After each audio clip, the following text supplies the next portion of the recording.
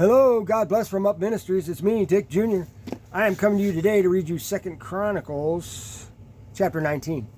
Now, I prayed and I asked God to help me to speak with you today before I start this video. I suggest anytime you place yourself in God's Word that you pray also, and that you ask Him for knowledge, wisdom, and understanding specifically, just like I do. And He's going to give them to you, and that's His promise, not mine. And it's in here in many places if you want to go looking for it.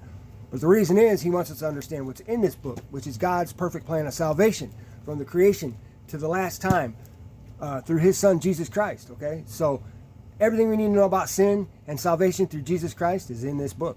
So that being said, I'm going to go ahead and get started here in 2 Chronicles chapter 19.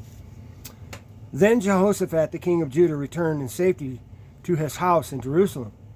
Jehu, the son of Hanani, the seer, went out to meet him and said to King Jehoshaphat, "Should you help the wicked and love those who hate the Lord, and so bring wrath on yourself from the Lord? But there is some good in you, for you have removed the Asheroth from the land, and you have set your heart to seek God." So Jehoshaphat lived in Jerusalem, and went out again among the people from Beersheba to the hill country of Ephraim, and brought them back to the Lord, the God of their fathers. He appointed judges in the land in all the fortified cities of Judah, city by city. He said to the judges, "Consider what you are doing, for you do not judge for man, but for the Lord, who is with you when you render judgment. Now then, let the fear of the Lord be upon you, and be very careful what you do.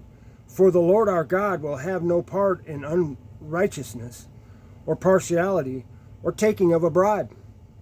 In Jerusalem also Jehoshaphat appointed some of the Levites and priests, and some of the heads of the fathers' households of Israel, for the judgment of the Lord, and to judge disputes among the inhabitants of Jerusalem. Then he charged them, saying, "Thus you shall do in the fear of the Lord, faithfully and wholeheartedly.